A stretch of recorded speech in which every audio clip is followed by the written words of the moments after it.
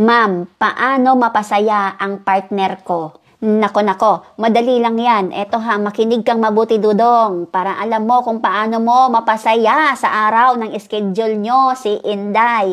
Eto ha, wala nang patumpik-tumpik pa. Uunahin na natin, tutumbukin natin yung tanong mong yan, kung paano mo siya mapasaya. Napakasimple lang yan. Number 1, huwag puro batuters ang gamitin. May mga lalaki talaga na talagang akala nila mapapasaya nila sa pamamagitan ng kanilang yung batuters. Akala nila kasi kapag ginamit nila yun ay tunay na nilang mapapasaya yung kanilang kapareha. So, eto, nagkakamali ka. Oo naman, paminsan-minsan, nagiging masaya din. Pero kapag laging ganun ang ginagawa mo, sinasabi ko sa'yo, nakakaumay. Kaya dapat, huwag laging ganyan ang paraan mo. Ito ang gawin mo. Siyempre, una, pakiligin mo muna siya, sa pamamagitan ng iyong mga kamay. Ayan.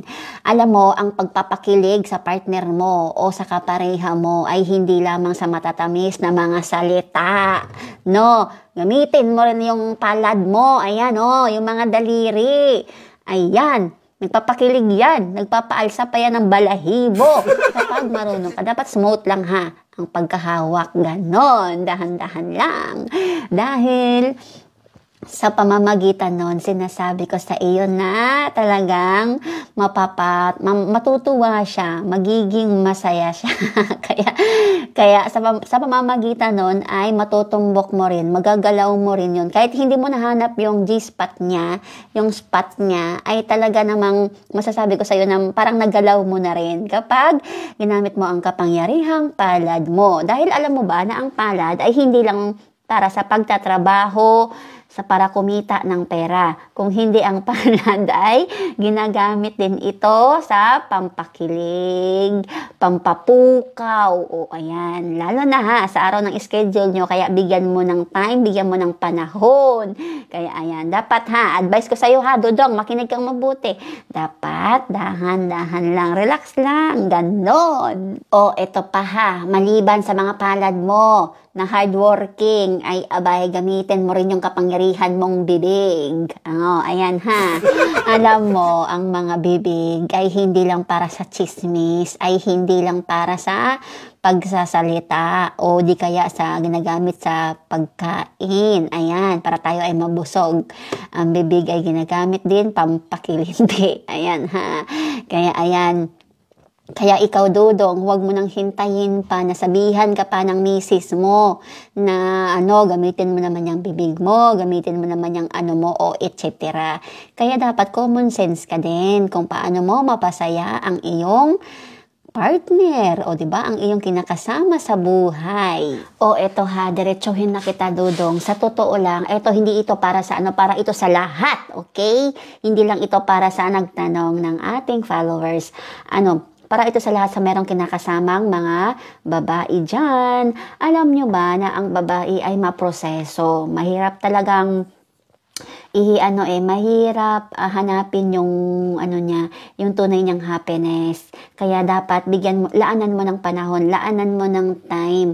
Lalo na kung kayo both ay nagtatrabaho, busy sa inyong mga opisina o busy sa inyong mga kanya-kanyang ginagawa sa buhay, diba? For example, ganon.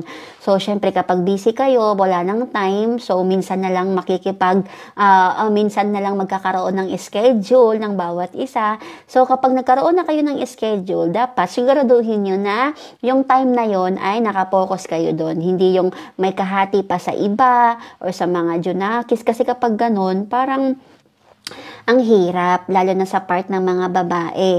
Kasi maproseso nga, diba? So, ikaw Dudong, makinig kang mabuti, Kung ikaw meron kang kinakasama, maglaan ka ng time sa kanya. Maproseso kasi talaga. Hindi yung parang isang sundot mo lang, isang ganun mo lang ay okay na.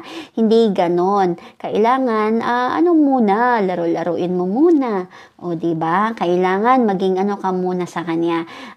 Yung soul mo nakakonek sa kanya, yung yung connection mo nakakonek sa sa kanya. Hindi yung parang huwag kang makasarili ha.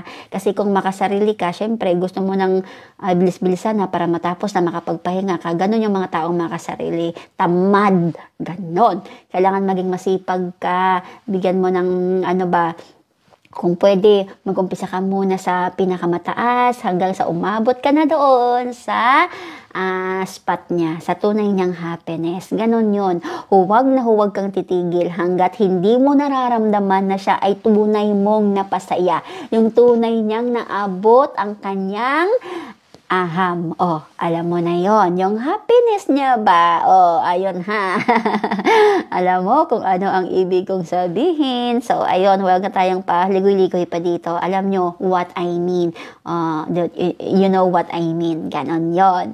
So, ayun lang. Kasi ang mga babae minsan, hindi lang naman yan dahil stress dahil nagkatrabaho sa yung trabaho ba na may sahod. Pero kung kung housewife yung asawa mo, syempre mas malala 'yon. O di ba? At marami pang anak na iniintindi, o di ba? So ayun, kailangan mo talaga ng it takes time. Ganon 'yon. So ayun lamang, maraming salamat. At syempre kung hindi ka pa nakapag-subscribe sa akin, i-subscribe mo na 'yan. I-click mo na ang bell para ma-notify ka sa aking panibagong video. So ayun lang lagi kong sinasabi dito, always honor your wife, love your wife, respect your wife.